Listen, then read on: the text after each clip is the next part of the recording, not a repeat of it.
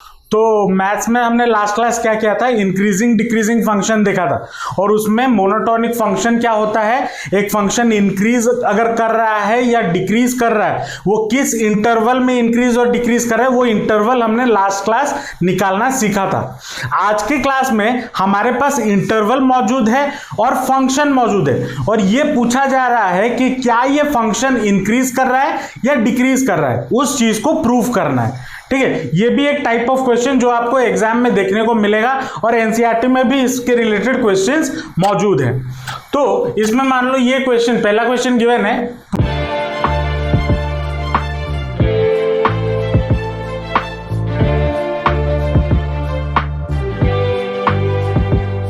prove that fx equal to x cube minus 3x square plus 3x minus 100 is increasing on r। अब देखो, अगर कोई function को मुझे इंक्रीजिंग प्रूफ करना है, ठीक है, लास्ट क्लास हमने ये पढ़ा हुआ था। अब एक फंक्शन इंक्रीजिंग हम कब बोल सकते हैं, जब f डैश x मेरा ग्रेटर देन 0 हो जाए। अगर ये हो जाएगा तो फंक्शन क्या हो जाएगा, देन fx इज इंक्रीजिंग। ये होगा या नहीं होगा। और अगर मुझे डिक्रीजिंग प्रूफ करना है तो f dash x is less than 0 proof कर दो, तो इससे ऑटोमेटिकली प्रूफ हो जाएगा कि fx इज डिक्रीजिंग, है ना। तो अल्टीमेटली हमें क्या करना है, हमें इंटरवल पता है, हमें डिफरेंशिएट करना है, डिफरेंशिएट करके दिखाना है कि वो ग्रेटर देन 0 है या लेस देन 0 है, बस यही काम करना है। ठीक है, चलो क्वेश्चन पे आते हैं, सॉल्यूशन पे आते हैं। इक्वेशन फंक्शन हमें क्या गिवन है, fx is equal to x cube minus 3x square plus 3x minus 100। अब इसको अगर मैं f डैश x निकालूं तो कितना हो जाएगा, 3x square minus 6x plus 3, ये हो जाएगा इसको डिफरेंशिएट करने पे। अब इसको अगर हम सॉल्व करते हैं तो ये क्या हो जाएगा, 3 अगर कॉमन ले लिया तो x square minus 2x plus 1, ये हो जाएगा।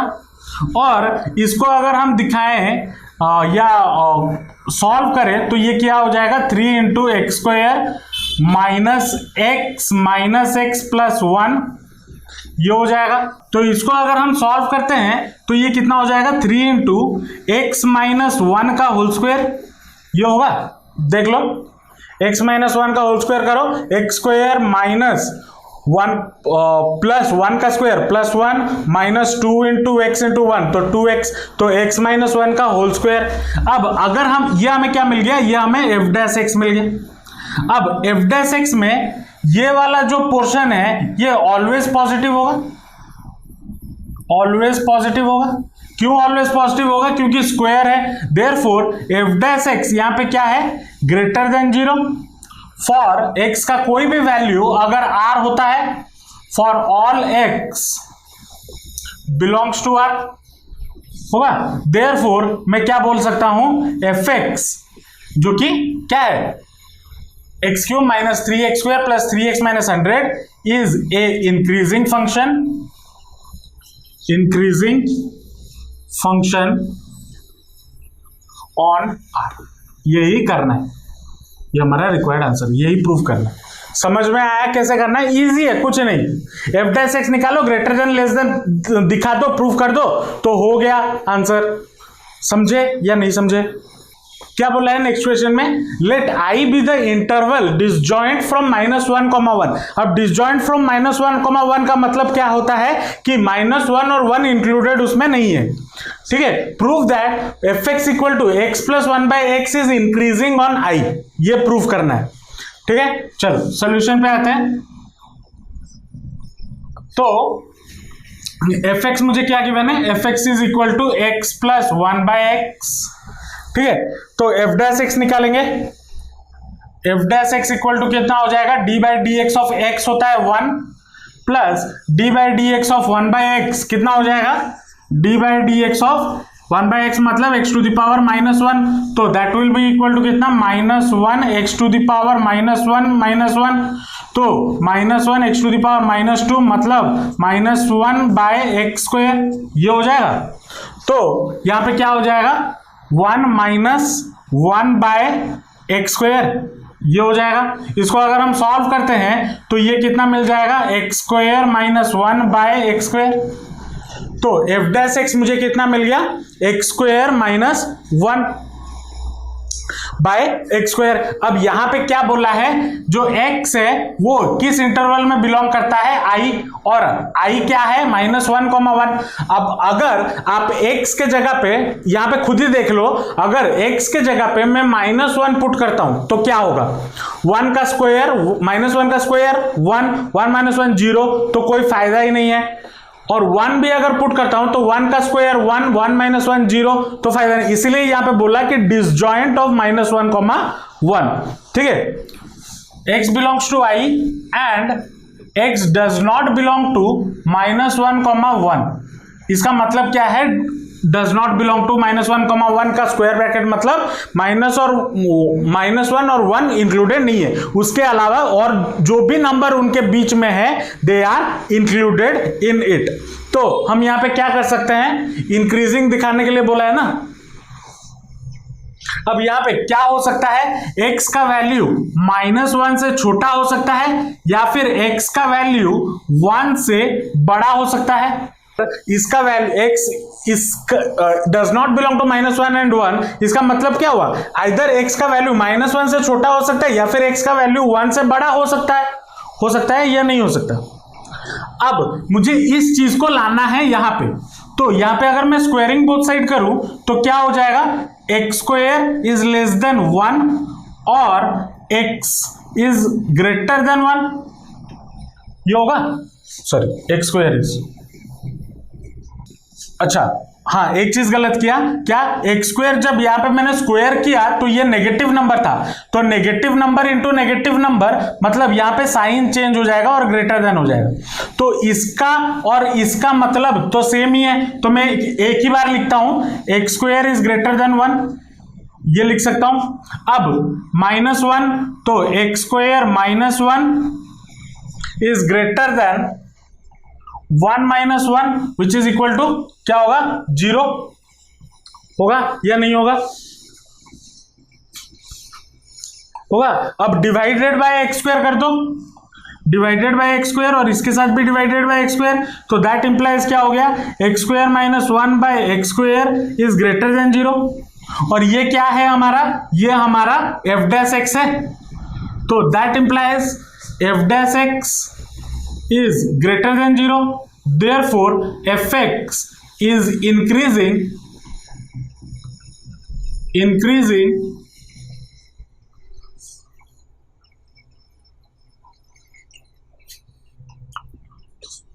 for all x belongs to I interval। समझ में आया या नहीं आया। नेक्स्ट क्वेश्चन पे आते हैं। नेक्स्ट क्वेश्चन क्या बोला है, so that fx is equal to tan inverse sin x plus cos x is an increasing function in the interval 0, π/4। ठीक है, ये क्वेश्चन गिवन है। चलो अब आते हैं सोल्यूशन पे। कोई नहीं, पहले एफ डैश एक्स निकालेंगे, मतलब एफ एक्स इक्वल टू कितना हो गया, tan inverse of sin x plus cos x। अब इसको एफ डैश एक्स क्या हो जाएगा, मतलब d/dx of tan inverse sin x plus cos x, ये होगा। अब हमें पता है d/dx of tan inverse x क्या होता है, फॉर्मूला 1/1 प्लस x का स्क्वायर। ठीक है, लेकिन यहाँ पे x के बदले क्या है, sin x plus cos x, तो यहाँ पे क्या लगेगा, यहाँ पे हमारा चेन रूल लगेगा। ठीक है, तो क्या हो जाएगा, 1/1 plus sin x plus cos x का होल स्क्वायर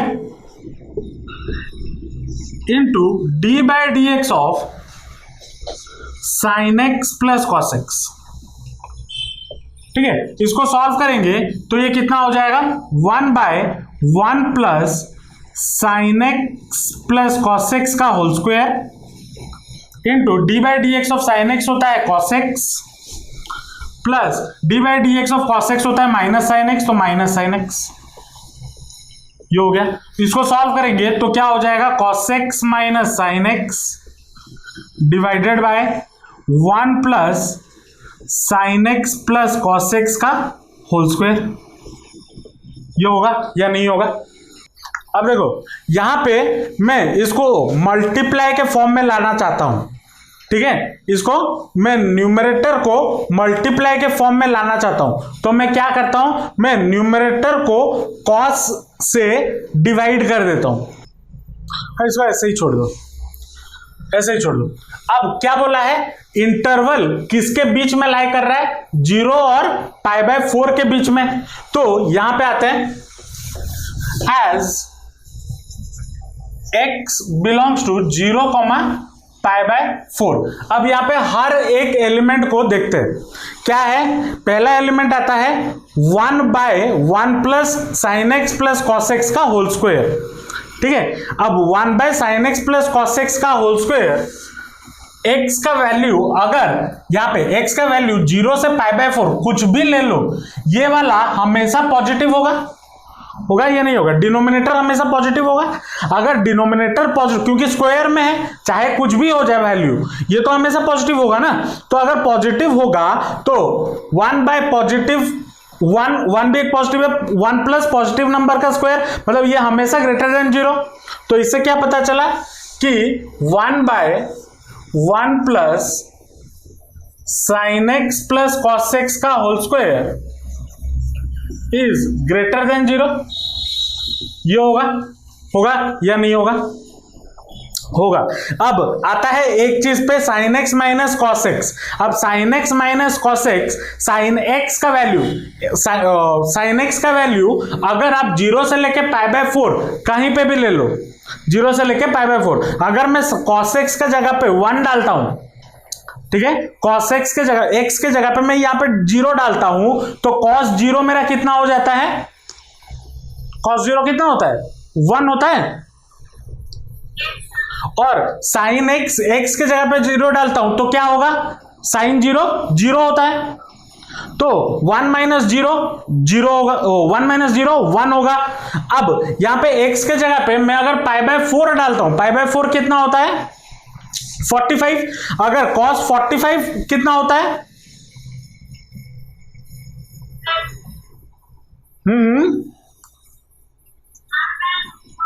1/√2। और साइन, अगर इधर साइन 45 डालू तो साइन 45 का भी वैल्यू 1/√2। तो यहां पे ऊपर 0 हो जा रहा है, तो π/4 तो इंक्लूड नहीं हो सकता, लेकिन उनके बीच में आप कोई भी एंगल डाल दो, कोई भी वैल्यू डाल दो। 45 से पहले 30 डाल के देखते हैं। चलो x का वैल्यू अगर 30 डाले तो cos 30 मेरा कितना होता है, √3/2। और sin 30 मेरा कितना होता है, 1/2। तो √3/2 माइनस 1/2 करोगे तब भी आपको पॉजिटिव नंबर ही मिलेगा, है ना, पॉजिटिव नंबर मिलेगा। तो यहां पे अगर देखें तो cos x, इस कंडीशन में cos x minus sine x, आप कोई भी वैल्यू डाल दो, उसका वैल्यू हमेशा ग्रेटर देन 0 आएगा। तो इससे क्या पता चला, therefore cos x minus sine x divided by 1 plus sine x plus cos x का whole square is also greater than 0। Therefore मैं क्या बोल सकता हूं, fx इज कंटिन्यूअस, मतलब sorry f dash x is greater than 0। Therefore मैं क्या बोल सकता हूं, fx इज कंटिन्यूअस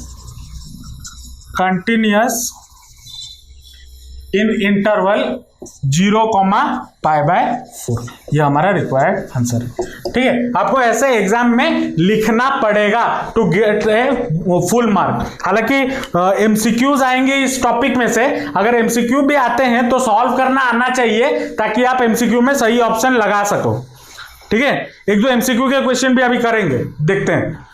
इसको लिख लो। मान लो ये क्वेश्चन गिवन है, क्या बोला है, prove that f theta is equal to 4 sin theta by 2 plus cos theta minus theta is an increasing function of theta belongs to 0, π/2। तो इसके सोल्यूशन पे आते हैं। fx या f थीटा यहाँ पे कितना गिवन है, यहाँ पे तो x नहीं है, तो 4 sin theta by 2 plus cos theta minus theta, ये गिवन है।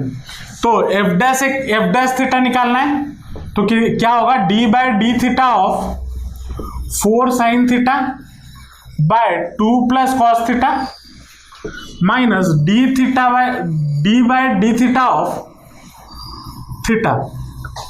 तो ये क्या हो जाएगा, यहाँ पे क्वेश्चन रूल डायरेक्ट लगा लेते हैं, अगर ट्रिगोनोमेट्री का फॉर्मूला याद भी नहीं है तो आप कर सकते हो। तो क्या हो जाएगा, question rule 2 plus cos theta का होल स्क्वायर और 2 plus cos theta into D by D theta of 4 sine theta minus 4 sine theta into D by D theta of 2 plus cos theta. ठीक है, ये डाल दिया, minus D by D theta of theta होता है 1, ये लिख लिया। अब इसको सॉल्व करेंगे तो कितना हो जाएगा, 2 plus cos theta into D by D theta of 4 sine theta. 4 constant है, बाहर आ गया तो यहां पे ये बाहर आ गया 4 और साइन थीटा का इंटीग्रेशन कॉस थीटा, ये हो गया minus 4 sine theta into D by D theta of 2 0 plus D by D theta of cos theta minus sine theta, तो 0 minus sine theta divided by 2 plus cos theta का whole square minus 1। अब इसको अगर solve करें तो यहां से ये 0 हटा दें, ये माइनस को इधर ले आए तो प्लस हो जाएगा, तो ये हो जाएगा कितना, 4 साइन स्क्वायर थीटा, ये हो जाएगा 4 साइन स्क्वायर थीटा।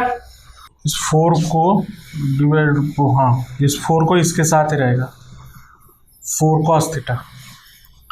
ठीक है, 2 plus cos theta into 4 cos theta plus 4 sine square theta divided by 2 plus cos theta का होल स्क्वायर माइनस 1। चलो इसको फर्दर सॉल्व भी करते हैं।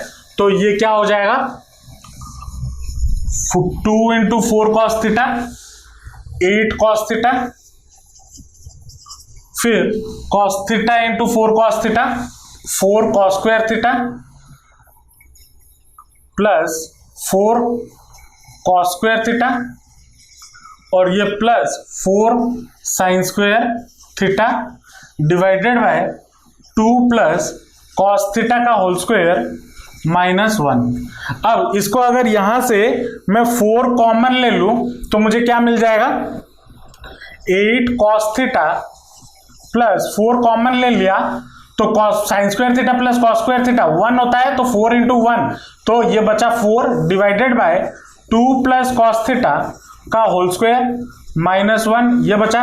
अब इसको अगर सॉल्व करते हैं तो 8 cos theta plus 4 minus 2 plus cos theta का होल स्क्वायर डिवाइडेड बाय ये कितना हो जाएगा, 2 प्लस कॉस थीटा का होल स्क्वायर।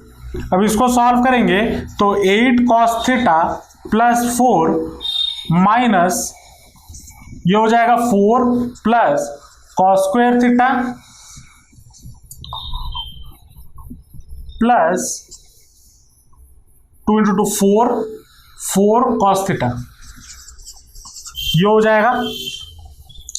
अब इधर से ब्रैकेट ओपन करेंगे तो ये हो जाएगा -4, ये माइनस और ये माइनस डिवाइडेड बाय कितना आ जाएगा, 2 प्लस कॉस थीटा का होल स्क्वायर, ये हो गया। अब इसको सॉल्व करेंगे तो कितना हो जाएगा, +4 -4 gets cancel, 8 cos theta minus 4 cos theta तो 4 cos theta minus cos square theta divided by 2 plus cos theta का होल स्क्वायर, ये हो जाएगा।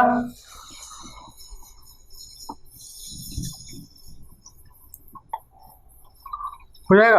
अब इसमें से मैं अगर कॉस थीटा कॉमन ले लूं तो कितना हो जाएगा, न्यूमरेटर में से कॉस थीटा कॉमन ले लूं तो क्या बनेगा, 4 minus cos theta divided by 2 plus cos theta का होल स्क्वायर, ये बन गया। इतना तक ही रख लेते हैं। अब यहां पे अगर देखो तो 2 प्लस कॉस थीटा, अब थीटा यहां पे हमें कहां से कहां लेने के लिए बोला है, यहां पे हमें थीटा बोला है, थीटा बिलोंग्स टू 0 से लेके π/2। अब यहां पे अगर आप cos थीटा के जगह पे, थीटा के जगह पे आप कोई भी वैल्यू डालते हो, मतलब जो कि 0 से 90 के बीच में हो, तो cos थीटा मेरा कितना हो जाएगा, पॉजिटिव, मतलब cos theta is greater than 0, होगा या नहीं होगा? अब 4 माइनस कॉस थीटा ये भी हमारा पॉजिटिव होगा।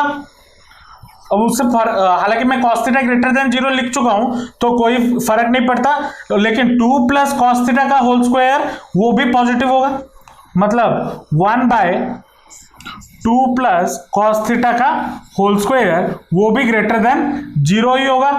तो देयरफॉर मैं क्या लिख सकता हूं, cos theta into 4 minus cos theta divided by 2 plus cos theta का whole square is greater than 0, ये लिख सकता हूं। तो इसका मतलब क्या हो गया,